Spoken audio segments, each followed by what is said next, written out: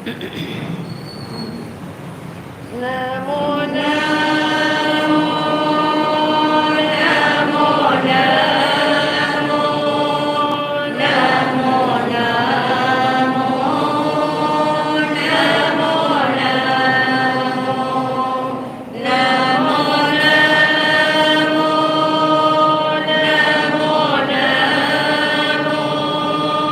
नमो नमो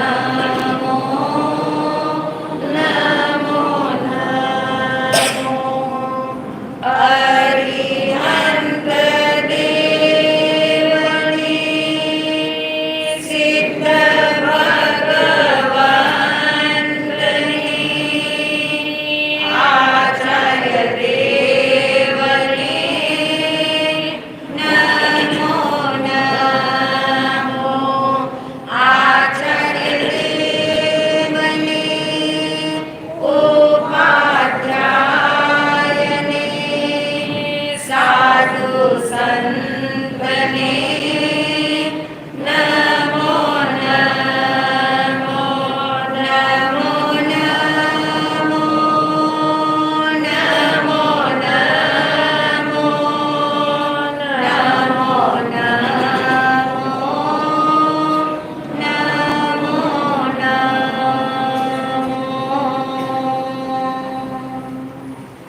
सभी की शुद्धात्मा को अनंत वंदन नमन। महापर्व पर्युषण प्रति वर्ष की भांति आज हमारे जीवन आंगन में जीवन के द्वार पर दस्तक देने आए हैं। जब भी कोई दस्तक देता है तो एक अलर्टनेस होती है, एक एनर्जी फील करते ही कोई आया है, मुझे सक्रिय होना होगा। सभी बहनें जिनको जगह नहीं मिलती ऊपर जा सकते हैं, कोई डायरेक्शन वहाँ दे दे उनको। शीतल, आप वहाँ बैठे हो ना, सबको गाइड कर ऊपर जाएंगे।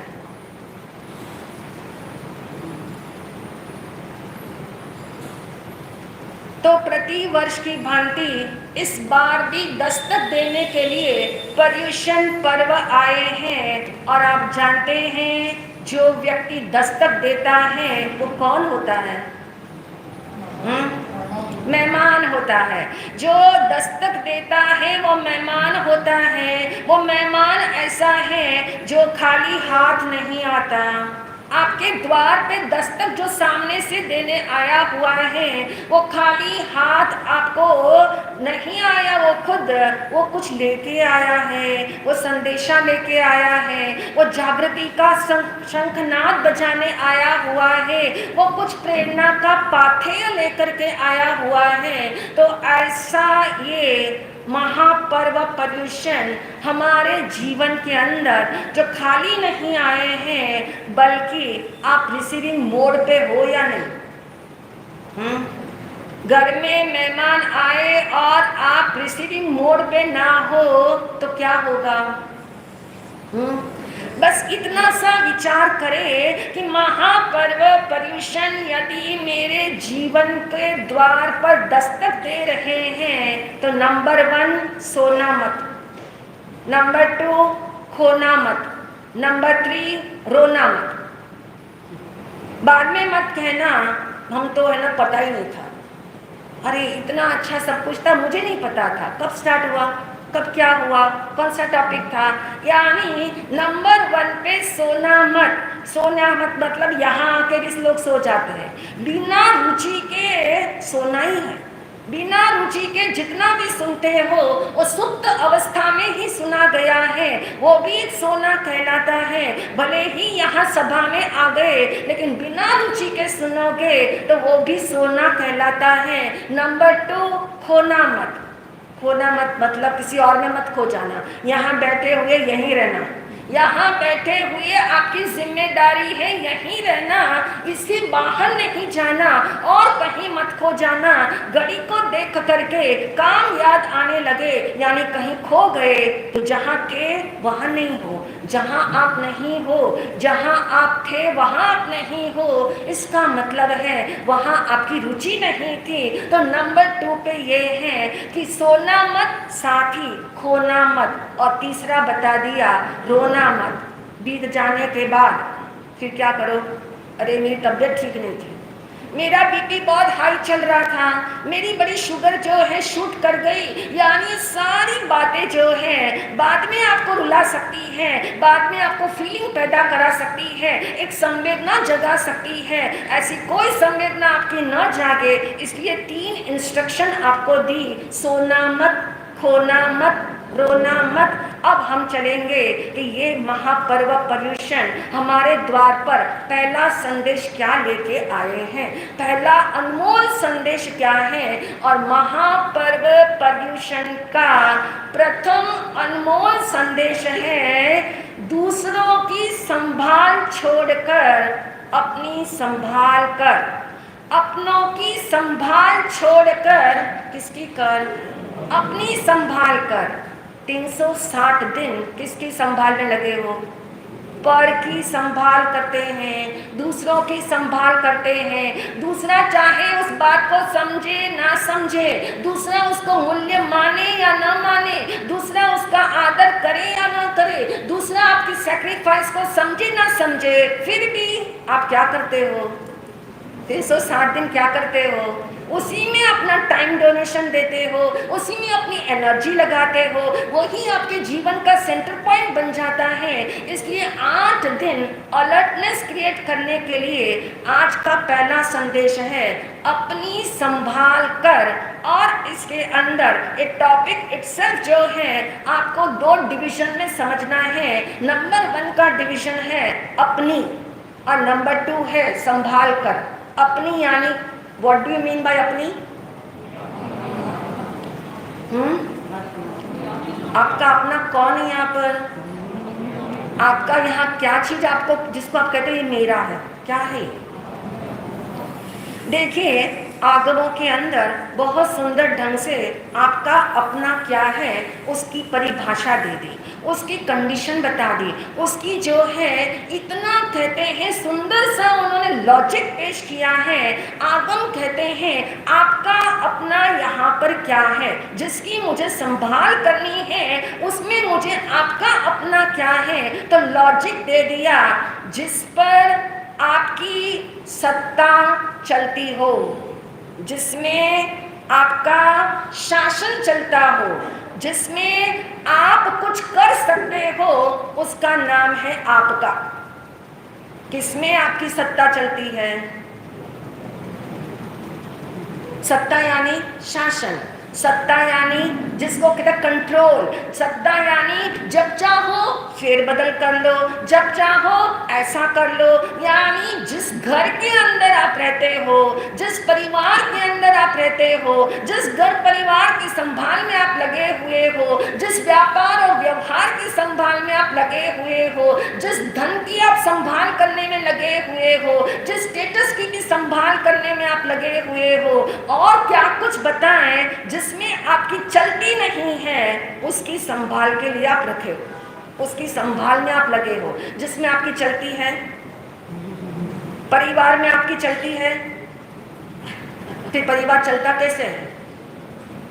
बड़े कहते हैं हम ही तो परिवार का संचालन करते हैं, हमने ही तो परिवार संभाला हुआ है, हमने ही तो धन संभाला हुआ है, हमने ही तो स्टेटस को संभाला हुआ है, हमने ही सारी जिम्मेदारी ले रखी है। जो ऐसा मानता हो, जो ऐसा सोचता हो मेरी सारी जिम्मेदारी है इस घर को संभालने की, इस घर की व्यवस्था सही ढंग से रखने की, इस व्यवस्था में कुछ कमी पेशी हो तो ठीक करने की, सारी जिम्मेदारी मेरी है।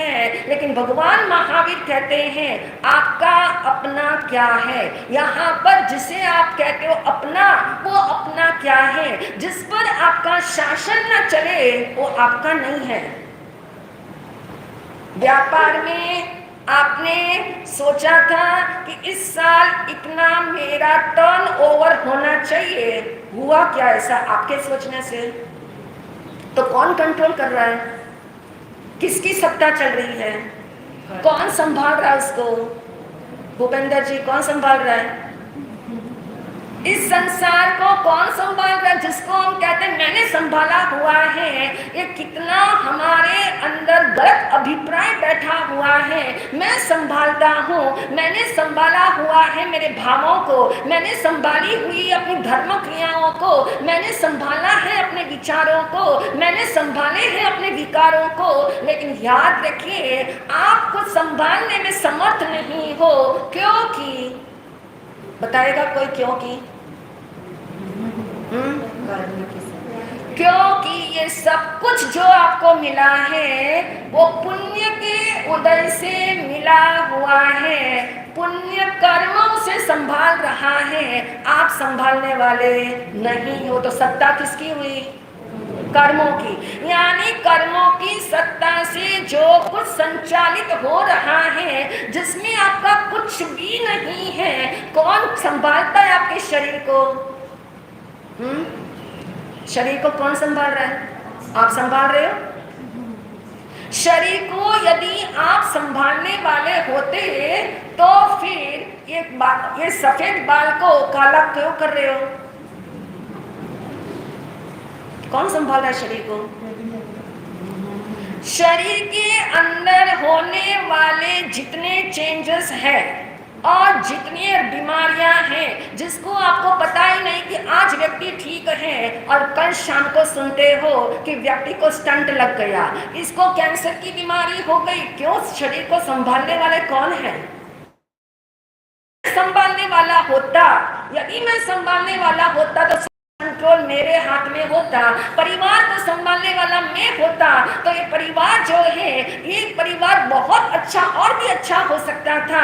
लेकिन याद रखिए, जो बाहर से आपको मिला है, जो पुण्य के उदय से आपको मिला है, उसको संभालने वाले आप हो ही नहीं। ये तो चल रहा है, ये तो चल रहा है किसके बल पर?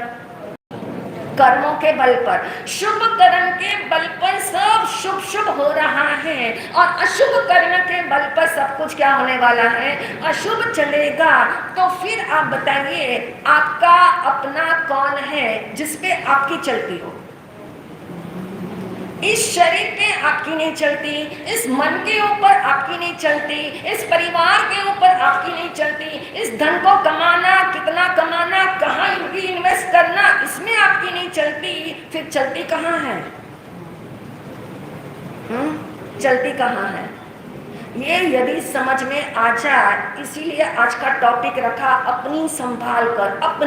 अपनी से अभिप्राय यहाँ पे अपना कौन है? मैं ही मेरा अपना हूँ। यहाँ पे दूसरा कोई भी व्यक्ति मेरे साथ रह सकता है। इस शरीर भी मेरा अपना नहीं है, इस शरीर भी मेरे साथ है, लेकिन मेरा नहीं है, क्योंकि उस पर मेरा कंट्रोल नहीं है, उस पर मेरा शासन चलता नहीं है, वो मेरी बात मानता नहीं है, ये मन मेरी बात मानता नहीं है। तो फिर मैं कौन हूँ?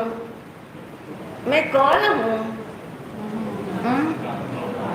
मैं शुद्ध आत्मा हूँ, मेरा एग्जिस्टेंस है, मेरा अस्तित्व है, मैं हमेशा रहता हूँ, मैं तीनों काल में मौजूद हूँ, मैं हूँ, यही मेरा होना है। मैं हूँ यानी इसी पे मेरी चलती है। यानी आत्मा का शासन आत्मा पर चलता है। आत्मा का शासन पुण्य से मिलने वाली जितनी चीजें हैं उस पर चलने वाला नहीं है। उस पर किसका शासन है? कर्मों का शासन। कर्मों का शासन चल रहा है उनके ऊपर। दूसरों का शासन चल रहा हो, उसमें आप टिक टिक करने जाओ तो क्या रहेगा? उसके बीच में आप इंटरफियर करो तो क्या रहेगा? आप बीच में चले जाते हो, वही आपकी मुसीबत है। वो तो कहता है तू तेरे में लग जा। कर्म कहता है तू तेरे में लग जा, यानी किस में लग जा? आत्मा में लग जा। तू कौन है? तू आत्मा है। यदि मैं आत्मा हूँ और मेरी ही मेरे पर चलती है तो संभाल किसकी करनी है? मेरी करनी है, मेरी करनी है। मैं इतना धन कमा लूं कि परिवार सिक्योर हो जाए, इस परिवार को आगे जो है चलाने में सबको हर कोई सक्षम रहे। ऐसी ऐसी सोच जो है बहुतों की धराशायी हो गई है। तो आज हम जाने अपनी संभाल कर, ये अपनी संभाल क्यों नहीं हो पा रही है। अनादि काल से ये आत्मा मौजूद है, लेकिन मैंने कभी इसे संभाला नहीं। क्यों नहीं संभाला होगा, इसकी थोड़ी सी बात समझ लेते हैं। क्यों आत्मा को संभालने की भाव नहीं आते, दूसरों को संभालने के भाव आते हैं। दूसरा हॉस्पिटल हो तो उसे सादा पूछने का भाव आता है। यानी सारे भाव हमारे सक्रिय हो सकते हैं, लेकिन एक ही भाव आज तक सक्रिय नहीं हुआ, और वो कौन सा भाव है? अपने को संभालना। अब आप देखिए, अपने को संभालना जो है वो क्योंकि ऐसा है, संभाल उसकी करते हैं। साइकोलॉजी का एक नियम है, ह्यूमन साइकोलॉजी का ऐसा सेटअप है कि यदि कोई चीज मुझे मूल्यवान लगती हो, उसकी मैं सार संभाल करता हूं। जिसका मूल्य मैंने समझा ही ना हो, मैंने माना ही ना हो, चाहे कितने ज्ञानी कहते हो आत्मा मूल्यवान है, लेकिन जिसे लगता ही ना हो कि आत्मा मूल्यवान है, उस व्यक्ति से एक सवाल पूछने जैसा है। उस व्यक्ति को थोड़ा सजग होना चाहिए कि सेल्फ से वो एक सवाल पूछे, और वो सवाल है कि आपको आपके घर में किसने रखा है? क्या जवाब मिलेगा? आपको आपके घर में किसने रखा है? हाँ, एक पॉइंट आएगा, बच्चे कहेंगे पेरेंट्स ने रखा, कुछ बच्चे कहेंगे ग्रैंड पेरेंट्स ने रखा, कुछ बच्चे कहेंगे गॉड ने रखा। लेकिन आप तो बच्चे नहीं हो, क्या कहोगे बताओ? कर्मों ने रखा, क्योंकि कर्म फिलॉसफी सुन रहे हो, समझ रहे हो, तो कर्म ने रखा ये विचार आता है। लेकिन इससे ऊपर उठो, कर्मों से भी मोह भी कर्म ही है, मोह भी कर्म है। कर्म की थियरी को छोड़ के कोई उत्तर दे सकता हो तो दे। हाँ?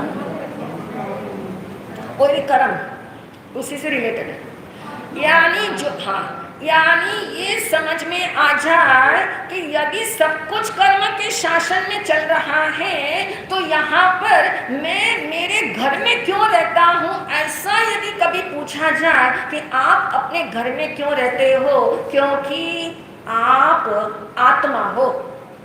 आप आत्मा हो तब तक आप इस घर में हो। आपकी आत्मा अभी इस शरीर से निकल जाए तो क्या है?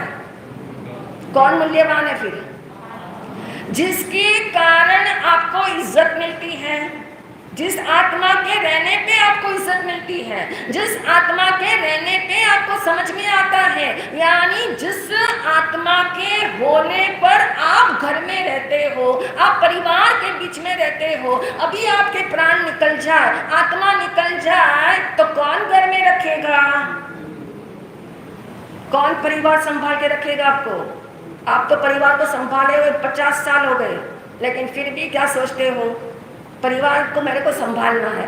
कहने का अभिप्राय कि मूल्यवान कौन है? एक आत्मा मूल्यवान है, लेकिन उस आत्मा की फिक्र कौन करे? कहते हैं एक बार ऐसा हुआ कि एक बिल्ली जो है इंग्लैंड की यात्रा करने गई। अब बिल्ली थी, इंग्लैंड की यात्रा करके लौट भी गई।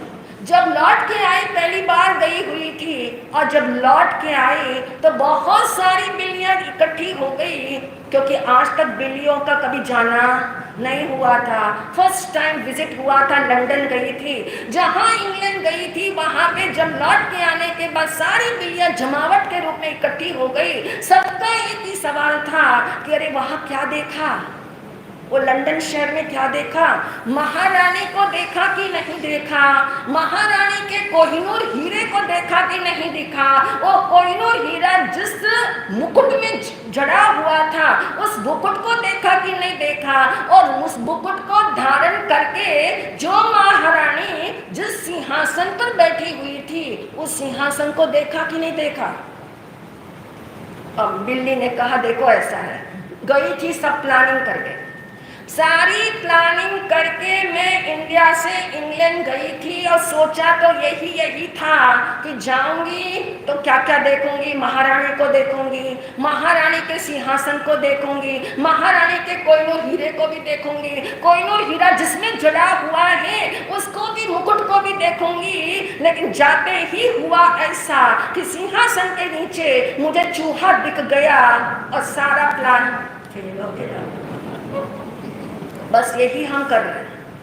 इतनी कमिटमेंट्स अपने साथ करके हम आए हुए हैं कि मनुष्य का जन्म मिले तो ऐसा ऐसा करेंगे, मानव जन्म मिले तो इतना त्याग करेंगे, इतना ज्ञान पढ़ेंगे, आत्मा को जानेंगे, आत्मा का स्वरूप समझेंगे, क्योंकि अनंतों ने समझा है तो हम भी समझेंगे। इतनी कमिटमेंट्स करके अपने साथ आए हो, लेकिन यहाँ आने के बाद सारी कमिटमेंट्स क्या हो गई, भूल गए। सारी कमिटमेंट्स कहाँ रह गई, याद ही नहीं रहा, क्योंकि कहाँ उलझ गए, दूसरों में उलझ गए, अपने को छोड़ करके दूसरों की संभाल में लग गए। जब दूसरों की संभाल में लग जाते हैं तो दूसरा मूल्यवान नजर आता है, दूसरों का मूल्य हमें समझ में आता है, दूसरा अस्तित्व हमें ध्यान में आता है। अपने अस्तित्व को इग्नोर करके आप दूसरे के अस्तित्व को गौर करोगे, कभी नहीं हो पाएगा। क्योंकि जो व्यक्ति अपनी इज्जत अपने से करता है, अपना सम्मान स्वयं अपनी आत्मा को देता है, तो समझ लेना वो व्यक्ति दूसरों को भी सम्मान देता है। वरना सारा सम्मान जो है वो तो उदय काल के हिस्से में चला जाएगा, आपका सम्मान कुछ नहीं है। मैं आत्मा हूँ ऐसा मैंने जाना, ऐसा मैंने माना, तो समझ लेना संभाल शब्द की व्याख्या आपने जीवन में लगा दी। ये संभालना क्या होता है, ये संभालना क्या होता है, संभाल कर, अपनी संभाल कर। ये संभालना क्या चीज है, ये संभाल शब्द को कहते हैं J.R.D. टाटा, नाम सुना होगा आपने। और उस J.R.D. टाटा ने अपनी कहते हैं एक बार वार्तालाप के अंदर बहुत सुंदर एक उल्लेख किया। उसके मित्र ने उसे बताया कि मैं अपनी जेब में, ऊपर वाली जेब में शर्ट की मैं ना हमेशा पेन रखता हूँ, और पेन हमेशा कॉस्टली वाली रखता हूँ, एक्सपेंसिव मेरी पेन होती है, ब्रांडेड होती है, और मैं ऊपर की जेब में रखता हूँ। 1 साल तक मैंने ऐसा किया और 6 पेन मेरी क्या हो गई, गुम हो गई।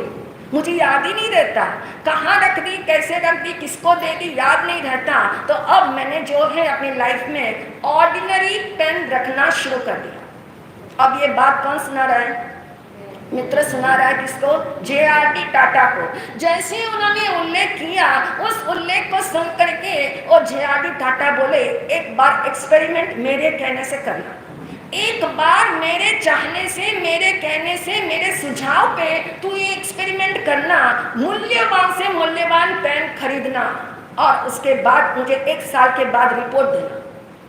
उसने कहा ठीक है। उसने बहुत महंगी 22 कैरेट गोल्ड की क्रॉस पेन खरीदी, उस जमाने में मशहूर होगी। उसने वो क्रॉस पेन खरीदी और कहते 6 महीने के बाद मिलना हुआ फिर से टाटा से, और उस समय उसने बताया कि इतना एक्सपीरियंस मेरा जो है ये वंडरफुल एक्सपीरियंस रहा।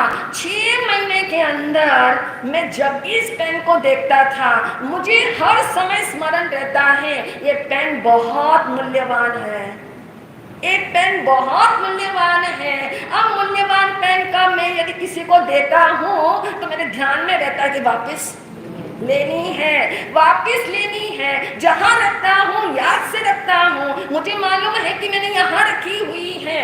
यानी उसने कहा जब से मैंने महंगी से महंगी पेन खरीद करके रखना शुरू किया, मेरी अलर्टनेस कहते हैं क्लाइमेक्स पे रहती थी। मुझे बिल्कुल याद रहता था मूल्यवान है, और मूल्यवान को यदि मूल्यवान का मूल्य समझ में आ जाए तो आपकी सारी फैकल्टीज जो है, आपकी सारा फोकस जो है, आपका सारा इंक्लिनेशन जो है, वो सारा जो है क्या हो जाएगा, बदल जाएगा। वो क्यों नहीं बदलेगा, ऐसा मूल्यवान यदि आत्मा लगे, जैसे उस मित्र को पेन मूल्यवान रखते ही सारा बदल गया, ऐसा आत्मा मूल्यवान लगे उसके लिए जब तक मूल्यवान नहीं लगे तब तक कुछ नहीं कर सकता है।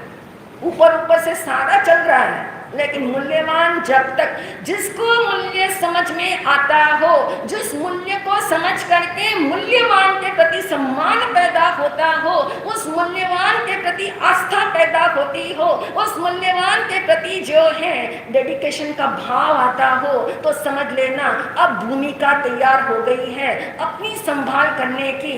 अब मान के चलिए कि जिसको मूल्यवान का मूल्य समझ में आता है तो अपने आप ही उस चीज को भूलता ही नहीं। संभालने का तरीका ये है। वैसे कोई फिजिकली किसको संभाल सकता है? Physically is not possible. बाहर के फिजिकल वे में आप किसको कितना संभाल सकते हो? नहीं संभाल सकते हो। मूल्यवान को संभालने का तरीका ही ये है, उसको भूलता ही नहीं। जिसका मूल्य समझ में आता हो वो कभी भूलता ही नहीं। जैसे एक डायमंड का व्यापारी बॉम्बे से उसने हीरे की पुड़िया खरीदी और दिल्ली आ रहा है। अब आप देखिए ट्रैवलिंग के अंदर वो जो ट्रेन में सफर कर रहा है उसकी सफर का एक एक पल कैसा होगा? कितना एक्सपीरियंस है आपको? इस बात का अनुमान भी लगा सकते हो, इस बात का अंदाजा भी लगा सकते हो कि हर समय को उसको याद करना नहीं पड़ता। क्यों याद किसको करना पड़ेगा?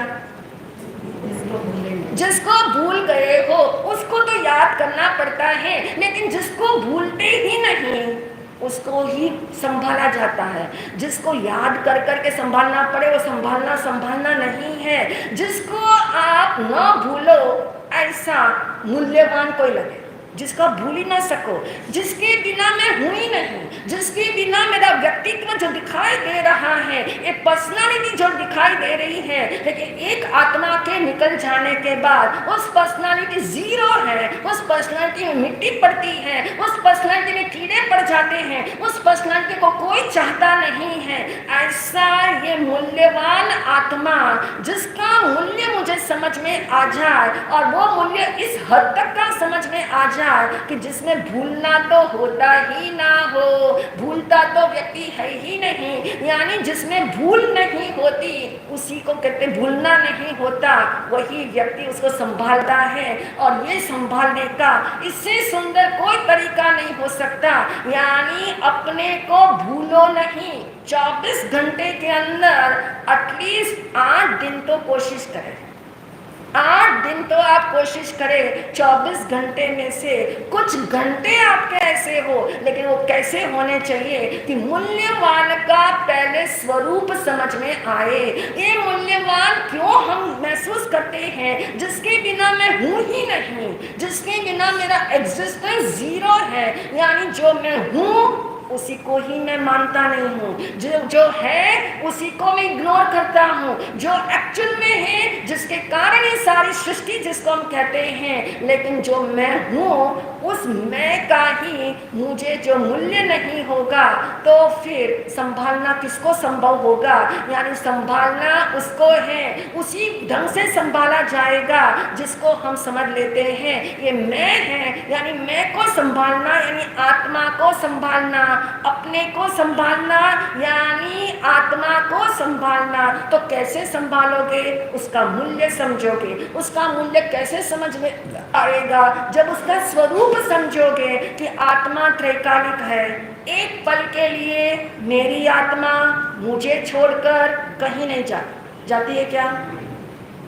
एक पल के लिए भी तीनों काल में तीनों लोक में मेरी आत्मा मुझे छोड़ करके कहीं नहीं जाती। अब इससे ज्यादा और क्या मूल्यवान हो सकता है? जो सदैव साथ रहता हो, ऐसी परमानेंट सब्सटेंस आप हो, ऐसे परमानेंट तत्व आप हो, उस तत्व की महिमा आए, वो मूल्यवान लगे तो नहीं भूलना जो है वो संभव हो सकेगा, और नहीं भूलना ही उसको अटेंशन देना है। उसको अटेंशन देना है। जैसे वो हीरे का व्यापारी यात्रा से वापस जब आ रहा है अपने घर की ओर, बार बार उसका ध्यान जो है वो टटोल के देख लेता है, वो टच करके देखता है कि मेरी पुड़िया जो है हीरे की सेफ है कि नहीं। बारंबार उसे छू के देख लेता है, बाहर से, अंदर तो छूता नहीं, बाहर से छू के देख लेता है कि सही सलामत मेरी पुड़िया है या नहीं। ऐसा यदि मूल्यवान हमें हमारी आत्मा लगे तो निश्चित है हम इस जन्म के अंदर आत्मा के स्वरूप को जान पाएंगे, और आत्मा के स्वरूप को जानने के बाद आत्मा के स्वरूप में स्थिर हो पाएंगे। इन्हीं भावों के साथ अपनी संभाल करने वाले 8 दिन के लिए संकल्प करें, अपनों की बहुत संभाल करें, 8 दिन के लिए प्रैक्टिस करें कि 8 दिन के लिए अपने को संभालना है, अपना मूल्य समझना है। जिसके बिना मैं नहीं हूँ वो मैं हूँ, यानी ऐसा भाव जागे तो निश्चित ही अपनी संभाल कर पाएंगे। इन्हीं भावों के साथ ओम शांति। पर्वाधिराज महापर्व पर्युषण का जिनवाणी श्रवण के रूप में आपने बहुत सुंदरता से इस अंतर्मुखी पर्युषण का स्वागत किया। अभी तो आपने हमसे वादा किया था हम कितने घंटे निकालने वाले महापर्व पर्युषण के लिए, 6 घंटे, उनमें 3 घंटे हमारे जिनवाणी के लिए अर्पित थे, और इसलिए दोपहर को 3 से 4 कल्प सूत्र सुनाया जाएगा, जिसमें आज का पन्ना मर्यादा से संबंधित है। जीवन में संयम का क्या महत्व है, कल्प क्या चीज होती है, मर्यादा क्या चीज है, और इसलिए 3 से 4 में सभी आने का भाव रखेंगे। बहनों पे तो विश्वास किया जा सकता है, मगर अगर मैं इधर नजर उठाऊं, देखिए आपको किसी की शादी में 3 से 4 जाना हो, आपकी बहुत जो बिजनेस डीलिंग करते जिनके साथ आप, उनकी पार्टी हो 3 से 4 में, फिर आप जाते कि नहीं जाते? कोई आपका प्लेन पकड़ना है, ट्रेन पकड़नी है, फिर आप 3 से 4 जाते कि नहीं जाते? यानी बिजनेस छोड़ते हैं कि नहीं छोड़ते? आप यहाँ एक्सक्यूज नहीं दे सकते, यहाँ आप ये नहीं कह सकते कि हम तो, हमारी ड्यूटी है, हमारा बिजनेस है। यानी जब आप इतने इतने दिन भी छोड़ देते हैं तो क्या 1 घंटा, दोपहर का 1 घंटा क्या आप नहीं निकाल सकते? ये हमारी प्रेरणा है अवश्य जिनवाणी सुनने का। इन दिनों में तो भाव रखेंगे। बहनों पे तो पूरा भरोसा कर लूं या फिर एकाशना करके सो जाओगे? आपके लिए विशेष प्रेरणा देना चाहते हैं हम। क्या पता प्रेरणा देने से आपके भाव जाग ही जाए। और ये तो बिल्कुल मत सोचना सारी तो बहनें होंगी, 8-10 ही तो भाई होंगे, मैं जाके क्या करूं? किसकी संभाल करनी है? अपनी संभाल करने का भाव जागा हो, वाकई में जागा हो। और इस अंतर्मुखी पर्युषण महापर्व का स्वागत यदि समय देकर के भी आप नहीं करेंगे तो जीवन में, समय में कैसे उतरेंगे? समय यानी आत्मा का नाम भी समय होता है। समय देंगे तो समय की आप संभाल कर सकेंगे। जैसे कि हमने सोचा था, अभी अभी जो आपने सुने अंतकृत दशांश सूत्र सुना आपने, अपनी संभाल कर ये भी आपने सुना। इसमें से आपको हम 3 प्रश्न पूछने वाले परावर्तना के लिए। कोई आपके बुद्धि का एग्जाम नहीं ले रहे हम, परावर्तना के लिए है। परावर्तना स्वाध्याय होता है। जो हमने सुना कितना हमारे अंदर समाया, क्या हमें अच्छा लगा, क्या हमें याद रहा, वाकई में याद रखने लायक याद रहा कि नहीं रहा, उसके लिए 3 प्रश्न हैं। प्रश्न हम बोलेंगे, आपको उत्तर आता होगा तो आप उत्तर देंगे, नहीं आप हैंड रेस करेंगे और महाराज जी जिसका चुनाव करेंगे वो खड़े होके उत्तर देने का प्रयास करेंगे। उत्तर आप अपनी भाषा में दे सकते हो, जरूरी नहीं एज इट इज जैसा हमने बोला वैसा ही आप बोलोगे। और जब आप उत्तर दोगे तो आपको आज एक किताब मिलेगी जिसका नाम है जीवन के 7 फेरे। बोल के देखिए, जन्म मरण के फेरे मिटाने हो ना तो जीवन के 7 फेरे क्या चीज हैं उसको पढ़ेंगे। जिनको मिलेगी वो भी पढ़े, अपने परिवार वालों को भी पढ़ाएं, अपने मित्र परिवार को भी आप पढ़ा सकते हैं। तो तैयार है सब उत्तर देने के लिए? पहला प्रश्न है आपके लिए अंतकृत दशांग सूत्र में से। बहुत ध्यान से आपने सुना है, अच्छे से आपको याद रहा होगा कि आगम कितने प्रकार के बताए गए हैं। आगम कितने प्रकार के बताए गए हैं। इधर भी हैंड रेस कर सकते हैं। हाँ जी बोलिए। 32 प्रकार के। अब ये जो उत्तर है 32 प्रकार गलत नहीं है, सही है, मगर जो अंतकृत दशांग सूत्र के माध्यम से हमने सुनने का प्रयास किया था कि आगम कितने प्रकार के बताए गए हैं, चुनाव करो। अब लास्ट वाले की तरफ लास्ट हाँ 11 प्रकार के बताए गए हैं। बहुत सुंदर। यानी आप देखिए ये उत्तर गलत नहीं है कोई भी, मगर क्या हो रहा है, जो हमें पता होता है वही हम बताना चाहते, जो हमने सुना है वो हमें तो याद रहता ही नहीं है। वाकई में आगम कितने प्रकार के बताए गए हैं। नहीं सब नहीं बोलेंगे, जिनका नाम लिया जाएगा। हाँ जी बता। 3 प्रकार के। कौन कौन से याद आ रहा है, कौन कौन से? हाँ कोई बात नहीं, अर्थ बता दीजिए। अगर आपको वो नाम टफ लगते हो, मीनिंग याद रहा हो तो मीनिंग बता सकते हैं, या फिर किसी और को चांस देंगे। इधर 3 प्रकार के आगम बताए गए थे, किनको नाम याद रहा है? एक हाँ परंपरागम। बहुत सुंदर। यानी आत्मागम, अनंतरागम और परंपरागम। जो वचन तीर्थंकर परमात्मा के मुख से निकलते हैं वो क्या है? आत्मागम। जिसको एज इट इज याद रखने वाले कौन है?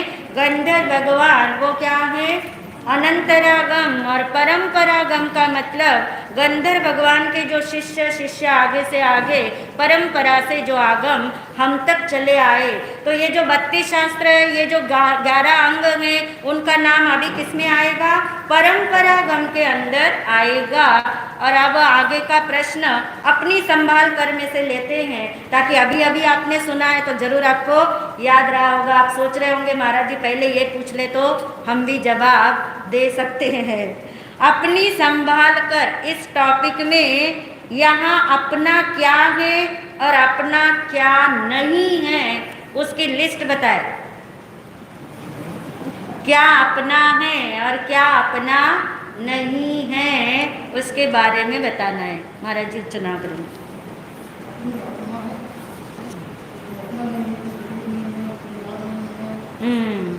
बहुत सुंदर।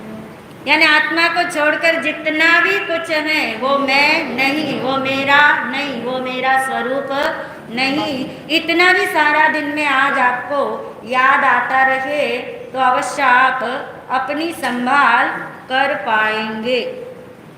अब एक इजी क्वेश्चन कर देते जो सब जवाब दे सके, पर सब एक साथ मत बोलना क्योंकि फिर समझ में नहीं आएगा। हैंड रेस कर सकते हैं। अंतकृत दशांग सूत्र का मीनिंग क्या समझ आया? अंतकृत दशांग सूत्र, इसका मीनिंग आपको क्या समझ आया वो आपने बताना है। इधर भी देखो।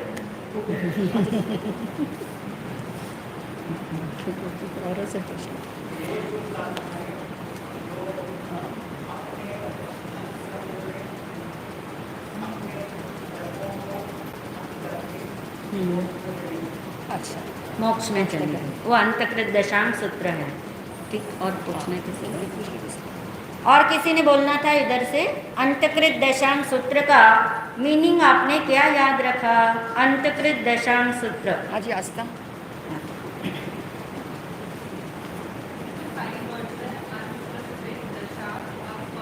सूत्र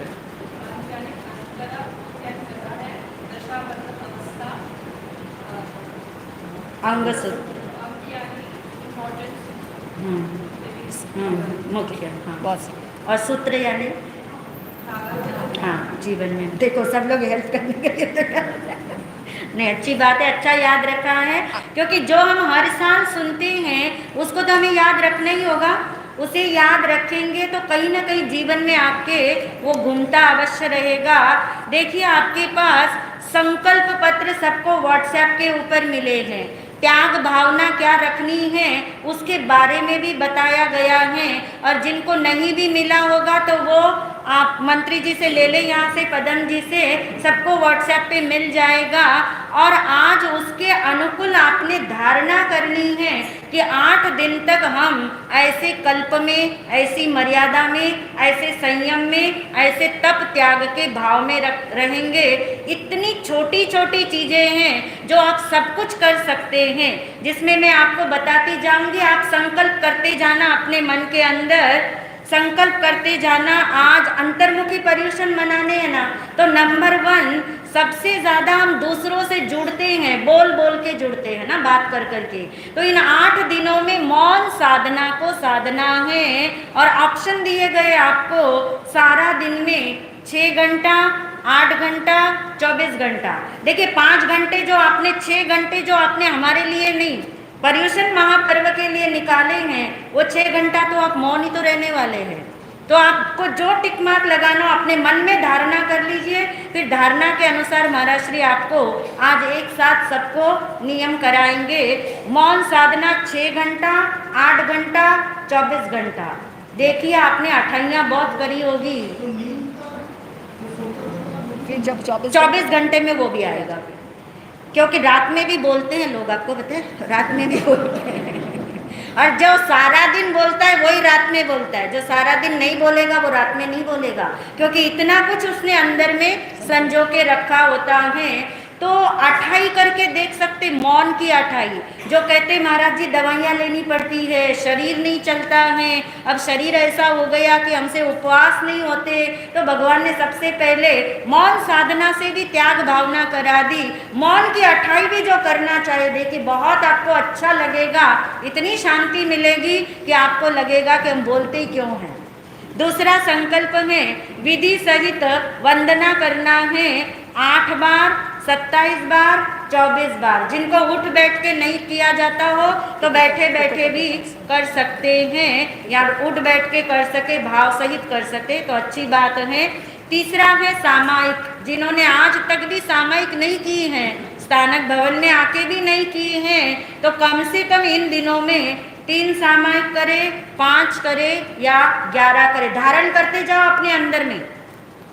चौथा लिखा है द्रव्य मर्यादा। एकाशना, व्यासना, एम्बिल जो भी आप करेंगे उसमें द्रव्य की मर्यादा 5, कम से कम 5, 8, 10 और 14 जैसी आपको रखनी है। 8-8 दिन के लिए रख ले। प्रतिदिन आत्म ध्यान साधना। मौन करोगे तो अपने आप आपकी आंखें बंद होगी, अंदर में अपनी संभाल करने के लिए आपको चिंतन करने का भाव जागेगा। बहुत ज़्यादा नहीं है इसके अंदर, 20 मिनट तो कम से कम निकाले, आधा घंटा या फिर 1 घंटा। प्रवचन श्रवण 2 घंटा, 3 घंटा, 5 घंटा। अब आप कहोगे माँ जी आप तो 5 घंटा बोलने वाले नहीं हो, तो आपके पास रिकॉर्डिंग है, आप दोबारा से उसको सुन सकते हैं। चिंतन के रूप में भी आप इसे श्रवण कर सकते हैं।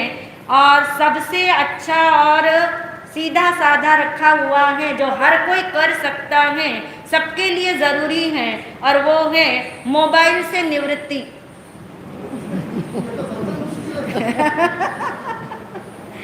मोबाइल से निवृत्ति रखिए, क्योंकि लोग उपवास कर लेते पर मोबाइल छूटता नहीं, क्योंकि उसी से तो उनके टाइम पास होते हैं, वरना टाइम पास होते ही नहीं है। मोबाइल से निवृत्ति रखेंगे तो अंतर्मुखता सदेगी, मौन भी सदेगा।